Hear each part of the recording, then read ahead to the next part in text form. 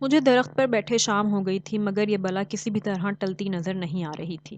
جنگلی بھینسا مسلسل درخت کے چکر کاٹ رہا تھا۔ میں اس انتظار میں تھا کہ بھینسا تھک کر یہاں سے چلا جائے تو میں نیچے اتروں اور اس منحوس جنگل سے نکلوں۔ ادھر بھینسا اس انتظار میں تھا کہ میں نیچے اتروں تو وہ اپنے نوکیلے سینگوں اور کھروں سے میرا بھرتا بنا دے۔ میرا پیشہ چڑیا گھروں کو جانور مہیا کرنا ہے۔ میرے ایک دوست نے مجھے خرگوشوں کے ایک نایاب جوڑے کے بارے میں اطلاع دی جنہیں اس نے اس جنگل میں دیکھا تھا۔ کافی دنوں سے میرے ہاتھ کوئی بڑا شکار نہیں لگا تھا اور میری جیب بالکل خالی ہو چکی تھی۔ میں نے سوچا کہ چلو خرگوش پکڑ کے میں کچھ رقم کما لوں۔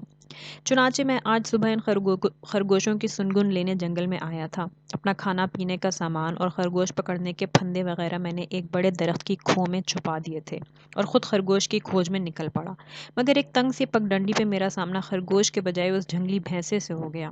یہ اس طرح اچانک میرے سامنے آیا کہ میرے لیے چھپنا ممکن نہ رہا۔ اگر میں بھاگ کے فوراً ایک قریبی درخت پر نہ چڑھ جاتا تو وہ بھینسا یقیناً مجھے گرا کر اپنے کھروں سے کچل دیتا۔ مجھے درخت پر چڑھے دیکھ کر اس نے اتنے زور سے درخت کو ٹکر ماری کہ اس زوردار جھٹکے سے درخت کی شاخ میرے ہاتھوں سے چھوٹ گئی اور میں نیچے گرتے گرتے بچا۔ اب سورج مغرب کی طرف ڈھل رہا تھا مگر یہ بھینسا یہاں سے ہلنے کا نام نہیں لے رہا تھا۔ میرا کھانے کا جو تھوڑا بہت سامان تھا میری پہنچ سے دور درخت کی کھو میں رکھا تھا۔ جیب میں چند بسکٹ اور چاکلیٹ تھی جو میں وقفے وقفے سے کھا کر اپنی بھوک کو بہلاتا رہا۔ بھینسے کے لیے بھوک کا کوئی مسئلہ نہیں تھا، وہ نرم نرم گھاس سے اپنا پیٹ بھر لیتا، مگر بڑے چوکنے انداز میں کھاتے ہوئے بھی اس کی ایک نظر اوپر میری طرف ہی رہتی۔ شام کا اندھیرا پھیلا تو مجھے امید بندھی کہ شاید اب یہ بلا ٹل جائے، مگر اس وقت میری امیدوں پہ اوس پڑ گئی جب بھینسا وہیں درخت کے نیچے پاؤں پسار کر لیٹ گیا۔ ساری رات درخت پر بیٹھے بیٹھے میری بازو، ٹانگیں اور کمر اکڑ گئی۔ مچھروں نے کاٹ کاٹ کر برا حال کر دیا۔ ایک بار میں نے اندھیرے کا فائدہ اٹھا کر درخت سے اتر کر بھاگنے کا ارادہ کیا مگر پتوں کی ذرا سی کھڑکھڑاہٹ ہوئی تو بھینسا چوکنا ہو گیا، اس لیے میں نے درخت پر بیٹھے رہنے ہی میں عافیت جانی۔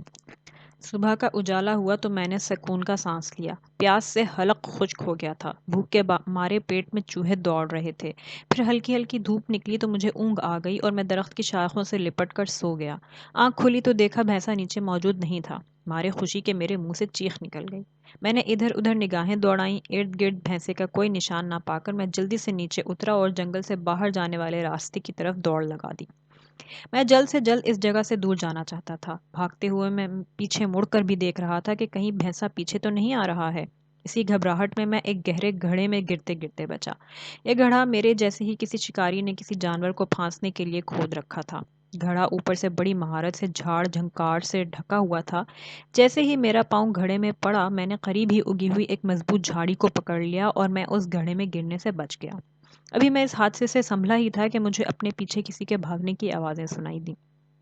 پلٹ کر دیکھا تو بھینسا گرد و غبار کا طوفان اڑاتا ہوا اس طرف آتا نظر آیا۔ مکار بھینسا یقیناً کہیں چھپ گیا تھا۔ مجھے درخت سے اترتے دیکھ کر اس نے خاموشی سے میرا پیچھا کیا اور اب موقع دیکھ کر مجھ پر حملہ کرنا چاہتا تھا۔ جیسے ہی بھینسا بھاگتے ہوئے میرے قریب پہنچا اور ایک زوردار ٹکر مار کر مجھے گرانا چاہا، میں پھرتی سے ایک طرف ہٹ گیا۔ بھینسا اپنی ہی جھونک میں آگے نکل گیا اور پھر زوردار آواز سے گھڑے میں جا گرا۔ اس کے گرنے سے جو دھماکہ ہوا اس سے آس پاس کی زمین ہل گئی۔ گھڑے سے مٹی کا ایک طوفان سا اٹھا۔ میں نے اطمینان کا سانس لیا اور اس درخت کی طرف چل پڑا جہاں میری چیزیں رکھی ہوئی تھیں۔ بھینسے سے مجھے کوئی غرض نہیں تھی کیونکہ کوئی بھی چڑیا گھر بھینسے کا خریدار نہیں تھا۔